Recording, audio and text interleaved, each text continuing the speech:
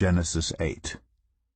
But God remembered Noah, and all the wild animals and the livestock that were with him in the ark. And he sent a wind over the earth, and the waters receded. Now the springs of the deep and the floodgates of the heavens had been closed, and the rain had stopped falling from the sky. The water receded steadily from the earth. At the end of the 150 days the water had gone down, and on the 17th day of the 7th month the ark came to rest on the mountains of Ararat. The waters continued to recede until the 10th month, and on the 1st day of the 10th month the tops of the mountains became visible. After 40 days Noah opened a window he had made in the ark and sent out a raven, and it kept flying back and forth until the water had dried up from the earth.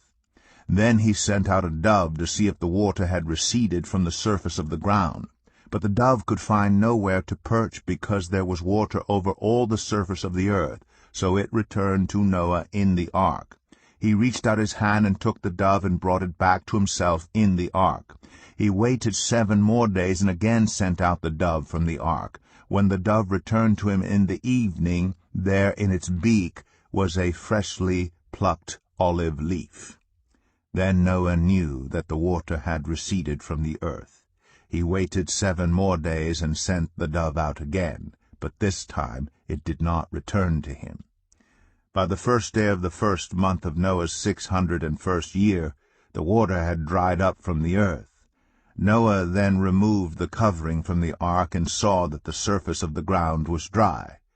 By the 27th day of the 2nd month the earth was completely dry. Then God said to Noah, "Come out of the ark, you and your wife and your sons and their wives. Bring out every kind of living creature that is with you, the birds, the animals, and all the creatures that move along the ground, so they can multiply on the earth and be fruitful and increase in number on it." So Noah came out, together with his sons and his wife and his sons' wives. All the animals, and all the creatures that move along the ground, and all the birds, everything that moves on land came out of the ark, one kind after another. Then Noah built an altar to the Lord, and taking some of all the clean animals and clean birds, he sacrificed burnt offerings on it.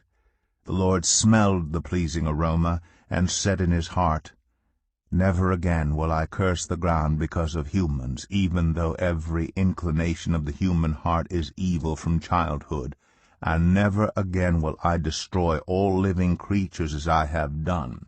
As long as the earth endures, seed time and harvest, cold and heat, summer and winter, day and night will never cease."